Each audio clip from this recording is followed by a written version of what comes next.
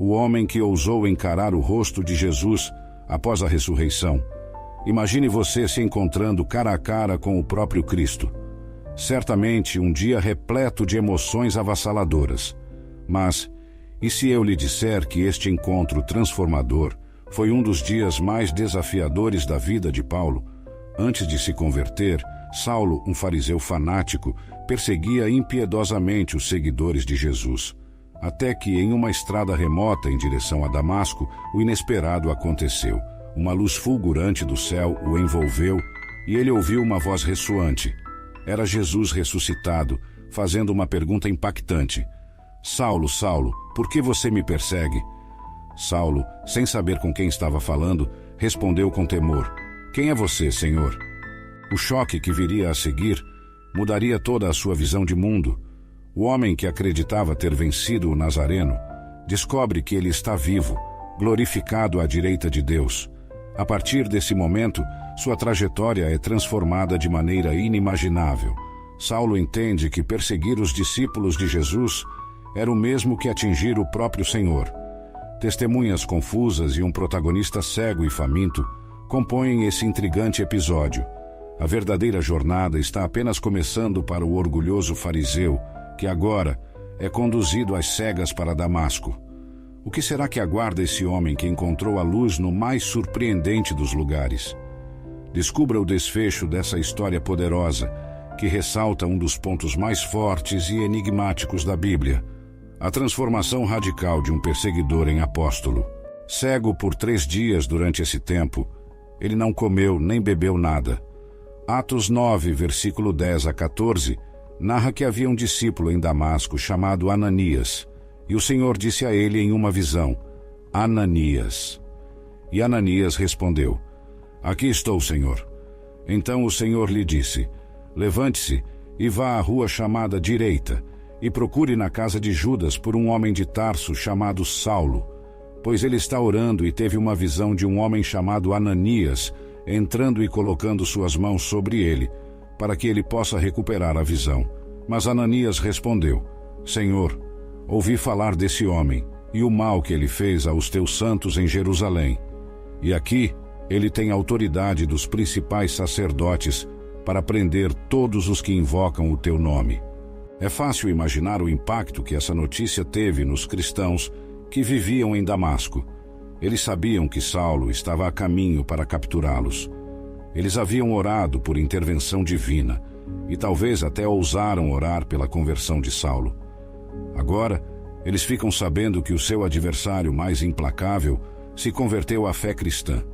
Parece algo inacreditável, mas o Senhor diz a Ananias: Vá, pois ele é um instrumento escolhido por mim para levar o meu nome perante os gentios, os reis e o povo de Israel.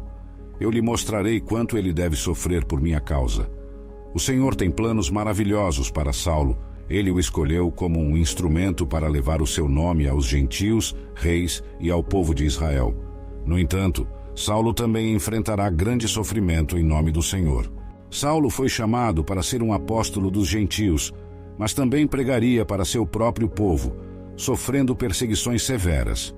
Em Atos 9, versículo 17 e 18, Ananias partiu e entrou na casa.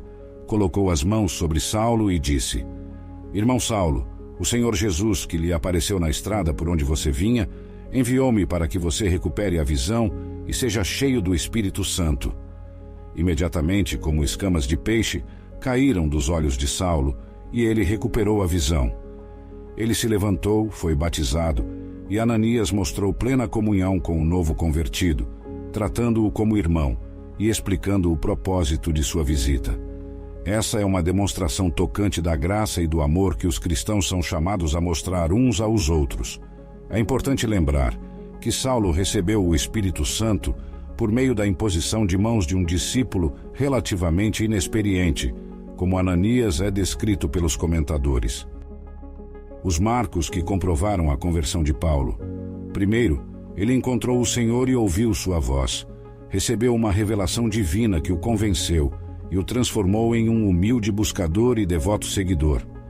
Segundo, sentiu um ardente desejo de obedecer ao Senhor e fazer sua vontade. Terceiro, começou a orar. Quarto, foi batizado. Quinto, uniu-se em comunhão com o povo de Deus. Sexto, começou a testemunhar poderosamente. Sétimo, cresceu em graça. Atos 9, versículo 22. Mas Saulo continuava aumentando em força e confundindo os judeus que viviam em Damasco, provando que Jesus é o Cristo. O livro de Atos nos ensina lições valiosas, e uma das mais importantes é que a obra de testemunhar não foi confiada a uma classe especial, como padres ou clérigos, mas a todos os crentes como sacerdotes reais.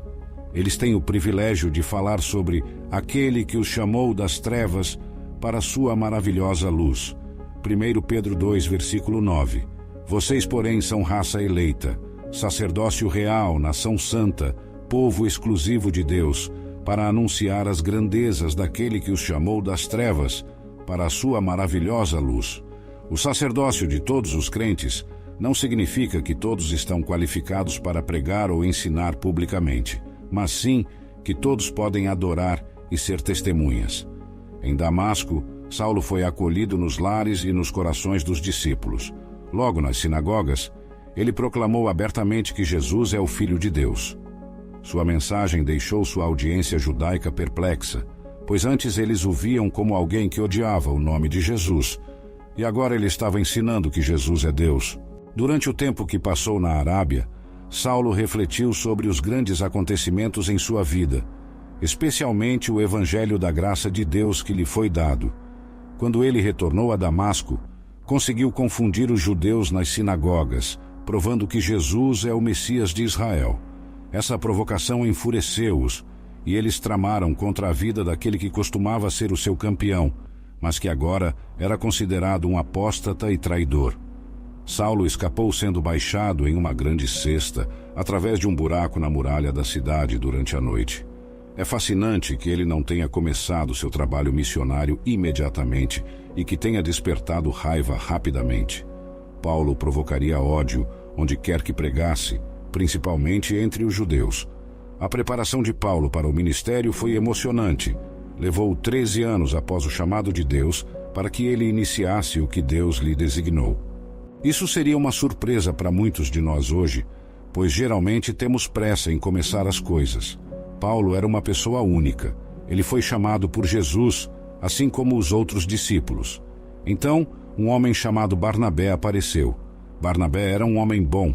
Ele foi quem colocou Saulo em contato com os cristãos em Jerusalém. E assim Paulo passou os 13 anos após o seu chamado. Ele passou 3 anos na Arábia, pensando sobre tudo, e depois mais 10 anos em sua cidade natal, até que foi confirmado. Ele recebeu um duplo chamado, tanto do Senhor como através da igreja. Portanto, ele partiu com um duplo propósito. Então, Barnabé e Saulo saíram para espalhar a mensagem de Deus. O primeiro objetivo de Paulo era espalhar a palavra por todo o nordeste do Mediterrâneo, até a capital do império. Ele e Barnabé partiram para fazer exatamente isso, começando por Chipre e depois voltando ao continente. O plano de Paulo era iniciar um grupo de cristãos em cada grande cidade e, em seguida, seguir em frente assim que pudesse. Ele não tentou visitar todas as cidades. Ele encontrava o centro de uma província e fundava uma igreja. A igreja, então, se encarregava de evangelizar por conta própria. E essa estratégia mostrou-se muito bem sucedida.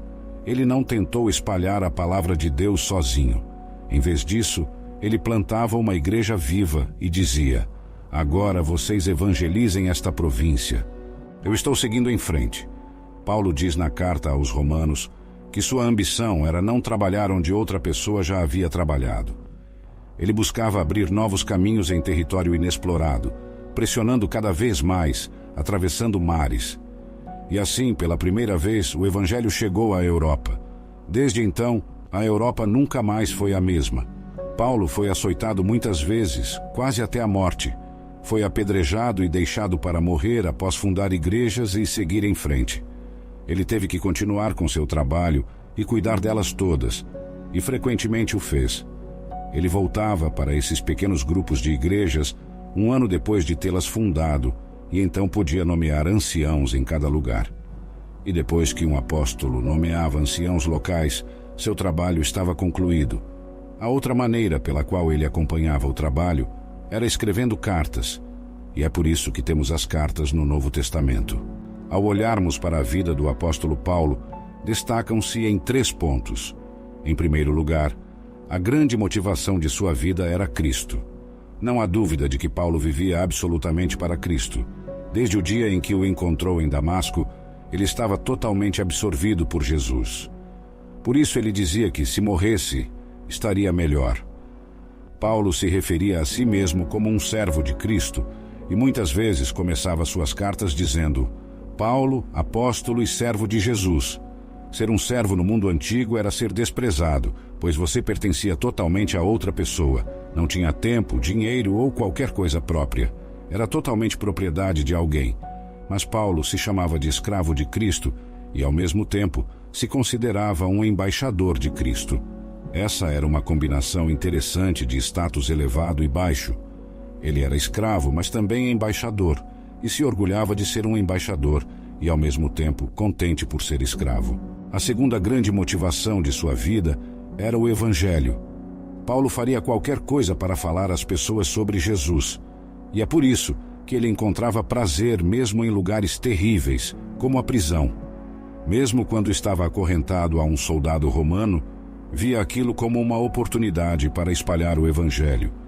Ele se alegrava em dizer que agora havia cristãos na família de César, enquanto estava na prisão. Algumas pessoas que não gostavam dele tomaram o seu lugar e pregaram. Ficaram felizes por ele estar na cadeia, pois assim poderiam usar sua plataforma.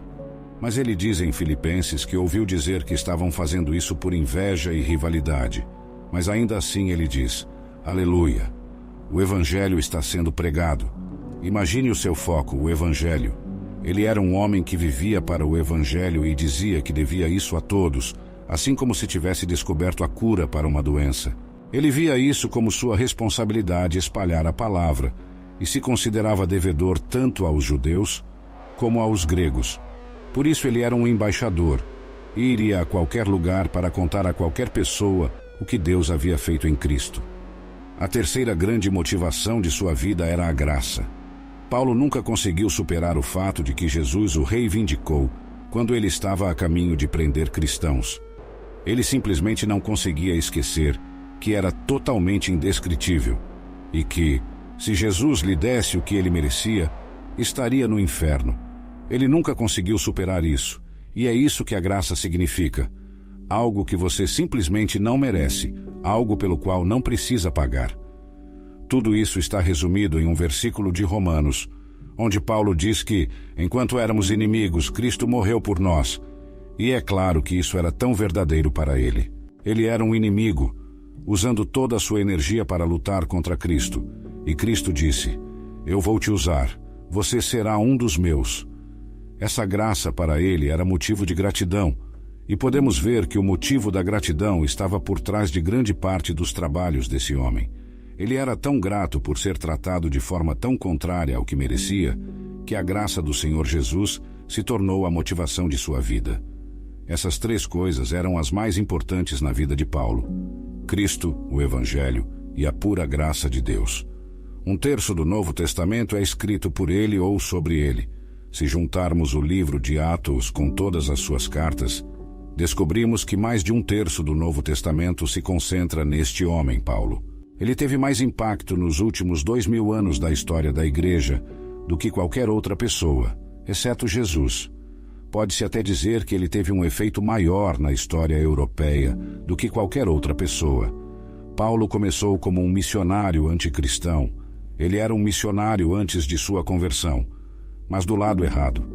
Saulo acreditava que os cristãos eram perigosos, sentia que eram a maior ameaça à nossa fé judaica até então, e estava determinado a lutar contra isso. No final, essa mesma paixão foi usada para espalhar o Evangelho.